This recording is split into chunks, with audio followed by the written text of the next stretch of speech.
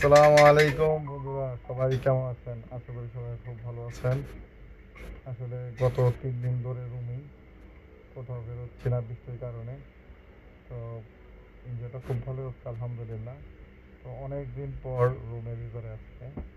তো যে কথা নিয়ে আসছি যে হাদি ছিলেন একজন লড়াইকু সৈনিক। তো হাদির কথা চিন্তা ভাবনা করে আপনারা এই যে ভাঙচুর করতেছেন, নিজের দেশের একটা অসম্মান করতেছেন, ক্ষয়ক্ষতি করতেছেন, এগুলো করে আসলে লাভ নাই। হ্যাঁ, হাদি যেহেতু লড়াই করছিলেন, তো তার মতো লড়াই করেন। সেটা হচ্ছে সবথেকে বড় সাপোর্টিভ একটা জিনিস। আমরা ফ্যাসিস্ট সরকার, হ্যাঁ, হাসিনা সরকারকে সরানোর মূল উদ্দেশ্য হচ্ছে যে আমাদের দেশকে শান্তিতে শান্ত করা। তো সেই ক্ষেত্রে আমাদের দেশ তো ভালো নেই। হ্যাঁ, এখন তো সবাই বলবে যে আসলে আমাদের ফ্যাসিস্ট সরকারই ভালো ছিল। ফ্যাসিস্ট সরকারের আমলে কিন্তু এই ধরনের দাঙ্গা ফাসাদ ঘটনাগুলো ঘটে নাই। এখন আপনারা মনে করতে পারেন তার মানে ফ্যাসিস্ট সরকারে কি সন্ত্রাস ছিল? হতে পারে তারা সন্ত্রাস ছিল, বাট তারা তো দেশ তো সুন্দরভাবে পরিচালনা করতেছিল। হ্যাঁ, আমাদের মূল উদ্দেশ্য ছিল যে জনগণের অধিকার ফিরিয়ে আনা। সেই ক্ষেত্রে কিন্তু আমরা জনগণের অধিকারটা ফিরিয়ে আনতে পারিনি, এখনো পারতেছি না। কি লাভ হচ্ছে আমাদের দেশের সম্পদ নষ্ট করে? হ্যাঁ, এই যে আগুন দেওয়া, পোড়াও, জ্বালা পোড়া করে কি লাভ হচ্ছে? কোনো লাভ হচ্ছে? দেশের ক্ষয়ক্ষতি করে আরো দেশকে স্থিতিশীল করা, গরম করে তোলা, এগুলো তো সমস্যা। এই যে আপনারা এগুলো করতেছেন, আর এগুলো ইন্ডিয়াতে হরহর করে প্রচার হচ্ছে, বিশ্ব দেখতেছে। আপনারা জানেন যে ইন্ডিয়াকে সারা বিশ্বই ফলো করে। যেহেতু ইন্ডিয়াকে সারা বিশ্ব ফলো করে, তাহলে এগুলো করা তো উচিত না। কি দেখতেছে এগুলা? দূর দেশে বসে, প্রবাসে বসে এগুলো দেখা আসলে কষ্ট, কষ্ট শব্দের ব্যাপার। আসলে এগুলো উচিত না। আপনারা এগুলো থেকে বের হন প্লিজ। দয়া করে এগুলো করবেন না। ঠিক আছে? যেহেতু হাদি লড়াই করছিলেন, আপনারাও লড়াই করেন। যারা দেশকে ভালোবাসেন, তারা প্রত্যেকে এসে লড়াই করেন, সামনে থেকে নেতৃত্ব দেন। ঠিক আছে? এগুলো বন্ধ করেন দয়া করে। সকাল সকাল সন্ধ্যা দুই আমি খাই কেন? দিতে পারেন, সমস্যা নেই। হুম, 2 টাইম খান, 3 টাইম খান, যখন সময় পান খান, সমস্যা কি? খালে তো ক্ষতি নেই। না খাইলে ইয়ার যদি আবার খানা দানা খাইলে লাভ হইতো না। টাইম দিতে সেটা তো একটা কার্যকরের টাইম দিতে দেবো না। আরে এটা তো ওষুধ না। এটা আপনার পুরো বডিতে হিমোগ্লোবিনটা কাজ করবে। এটা তো খারাপ জিনিস না। না না আমি তো এটা পুরোটা কথা বলি। এতটুকু আপনি বুঝলেন, এটা তো খারাপ কোনো জিনিস না, এটা তো ভালো জিনিস। আমরা একটা পুরো আজও খাজারও ঘেরানো একদম হ্যাঁ। বানাতে বিশের থেকে হুম।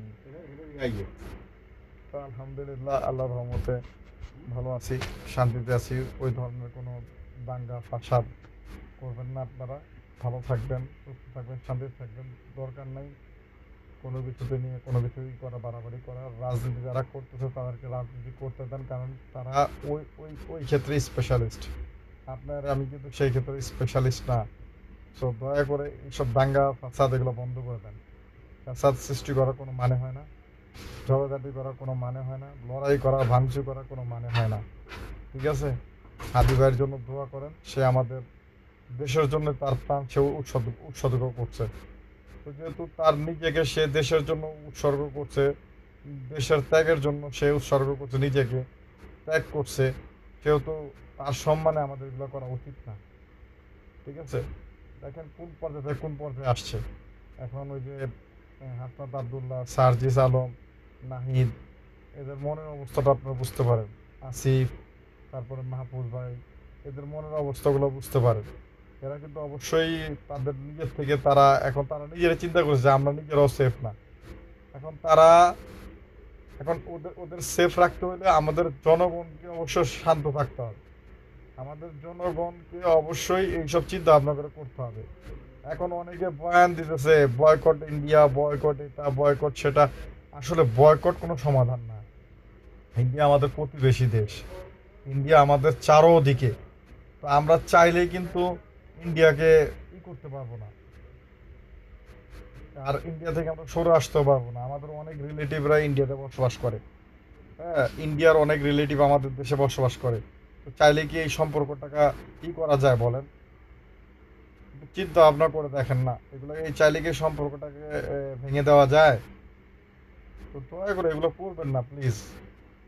এই যারা আপনারা এগুলো করতেছেন তারাই দেখবেন কয়েকদিন পরে ইন্ডিয়াতে দৌড়াবেন, এটার জন্য সেটার জন্য ইন্ডিয়াতে দৌড়াবেন। তো কি লাভ এগুলো করে? আরে ভাই কি লাভ বলেন না?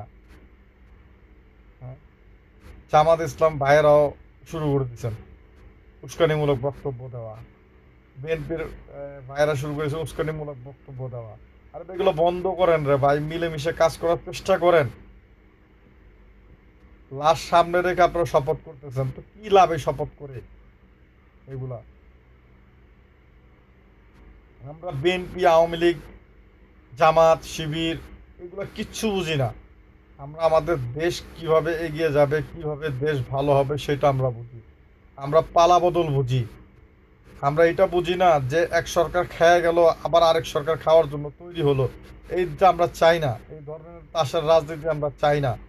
আমরা চাই আমাদের দেশ বাংলাদেশ শান্ত থাকুক, আমাদের দেশ বাংলাদেশ পরিবেশভাবে সুন্দর থাকুক, গঠনমূলক থাকুক, সবাই মিলে সুন্দরভাবে পরিপাটিভাবে সুন্দর মতো সবাই চলুক, এটা আমরা সবাই আশা রাখি করি।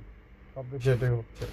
যেহেতু বৃষ্টির জন্য 3 দিন ধরে ঘরে বসা, তো নিউজগুলো দেখে খুব খারাপ লাগে, খুবই খারাপ লাগে নিউজগুলো দেখে। দেখতেও ভালো লাগে না এই ধরনের নিউজ, অনেক কষ্ট লাগে এই ধরনের নিউজ দেখলে, যে দেশের এই পরিস্থিতি, দেশের এই অবস্থা খুব খারাপ লাগে নিজের কাছে। কারণ আমাদের দেশে পরিবার আছে, ভাই বোন আছে, সবাই দেশে আছে। এই পরিস্থিতি হলে দেশের কি অবস্থাটা তৈরি হবে, নিজের মনের অবস্থাটা কীভাবে তৈরি হবে? তো আপনারা সবাই স্ট্রং থাকার চেষ্টা করেন, ঠিক আছে? ফ্যাসিস্ট সরকারের আমলে যেগুলো ঘটে যাওয়া সময়গুলো চলে গেছে, নতুন করে সব কিছু সাজানোর চেষ্টা করেন।